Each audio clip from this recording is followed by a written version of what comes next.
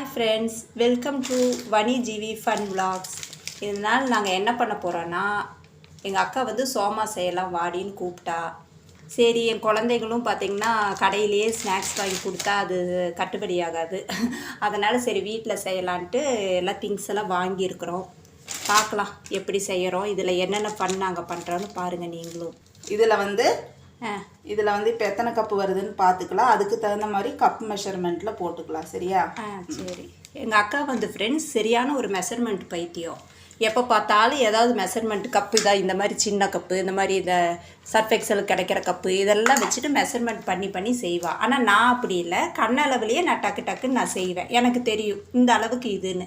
ஆனால் எங்கள் அப்பா எப்படின்னு தெரியுங்களா, எங்கள் அப்பாவுக்கு வந்து நல்லா நடக்க செஞ்சு நல்லா பெரிய சைஸாக சோமாசுனாலும் நல்லா ஒரு பூரி சைஸ் செஞ்சு சாப்பிட்ணுங்கிற மாதிரி சாப்பிட்ணுங்கிறது எங்கள் அப்பாவோட கேரக்டர். ஆனால் எங்கள் அப்பாவுக்கு பிறந்த எங்கள் அக்கா பாருங்க எப்படி பண்ணிகிட்டு இருக்கிறான்னு. இன்றைக்கி நல்லா திட்டு வாங்க போகிறா ஃப்ரெண்ட்ஸ்.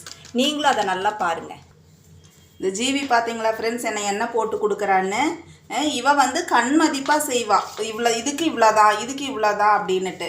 நான் அப்படி இல்லை, ப்ராப்பராக கரெக்டாக பார்த்து செய்வேன். இவளுக்கு ஒரு நாளைக்கு நல்லா வரும், ஒரு நாளைக்கு நல்லா வராது. அந்த மாதிரி இருக்க முடியுமா?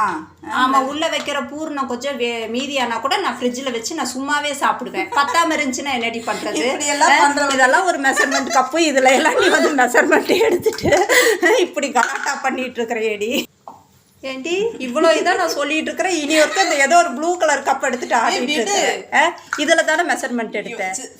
இதில் தானே இடையில பேசி நான் என்னது இதெல்லாம் ப்ளூ கலர் கப், இதெல்லாம் ஒரு கப்பா? நீ இப்போ இங்கே உட்காந்து இப்படி கலாட்டா பண்ணிட்டு இருந்தேன்னா இது இப்போ நான் எவ்வளோ கப்பு போட்டேனே நான் மறப்பேன். அப்புறம் இனி ஒருக்கா அளப்பேன். ஆமாம், அளந்துதான் பண்ண முடியும். அந்த மிஷின் ஒன்று வச்சிருக்கிறா ஃப்ரெண்ட்ஸ். எதுக்கு எடுத்தாலும் அந்த மிஷின் எடுத்துக்குவா. இருங்க அதை காமிக்கிறேன் பாருங்க. நீங்களே சொல்லுங்க, ஒரு பலகாரம் ஒரு பட்சணம் செய்யும்போது கரெக்டா நம்ம இதுல அளந்து போட்டு செஞ்சாதானே ஃப்ரெண்ட்ஸ் அது ஒரு கரெக்டா வரும். இவ வந்து ஏனோ தானோன்னு குத்து மதிப்பா போட்டு செஞ்சுட்டு இருப்பா ஃப்ரெண்ட்ஸ். எனக்கு அப்படி நான் செய்ய எதுக்கு எடுத்தாலும் இது எடுப்பா. இதுலதான் இந்த கப்பை வைப்பா, வச்சுட்டு அப்புறம் இந்த கப்பு சரியில்லைன்னு இந்த கப்பு இதெல்லாம் வைக்க வேண்டிய பொருளா ஃப்ரெண்ட்ஸ். இதுல சொல்லு. அந்த காலத்துல எல்லாம் யாரு இந்த மாதிரி மெஷர்மெண்ட் இதெல்லாம் வச்சு செஞ்சு? அதுக்குதான் அவரோட வீடியோ ரொம்ப காட்டாது. அதுக்குதான் பாட்டி காலத்துல அந்த என்னது அந்த படின்னு சொல்லுவாங்களே, படி உலக்கு ஆளாக்கு அந்த படிக்கலையே. அந்த படி இல்லடி, படின்னா ஆளாக்கு.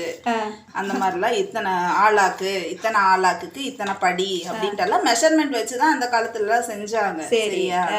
அப்ப நீ அந்த மாதிரி வாங்கி அந்த படி அந்த எழுது அதெல்லாம் வாங்கி வச்சுக்க வேண்டியது. ஒரு நிமிஷம் ஃப்ரெண்ட்ஸ், இப்போ இவ ஒரு சொல்ல நான் ஒன்று சொல்ல இந்த சோமாஸ் எப்படி வந்திருக்குன்னு இன்னைக்கு ஈவினிங் நாங்கள் காமிக்கிறோம் ஃப்ரெண்ட்ஸ். ஓகே, நெக்ஸ்ட் ஒரு ஃபன் விலாகில் மீட் பண்ணுறோம் ஃப்ரெண்ட்ஸ். Bye friends. எங்கள் சேனல் கண்டென்ட் பிடிச்சிருந்ததுன்னா லைக் பண்ணி ஷேர் பண்ணி சப்ஸ்கிரைப் பண்ணுங்கள். உன் பங்குக்கு நீயும் சொல்லிடு. தயவு செஞ்சு லைக் பண்ணுங்க ஃப்ரெண்ட்ஸ், ஷேர் பண்ணுங்க ஃப்ரெண்ட்ஸ். இதை கண்டிப்பாக சப்ஸ்கிரைப் பண்ணியே ஆகணும்.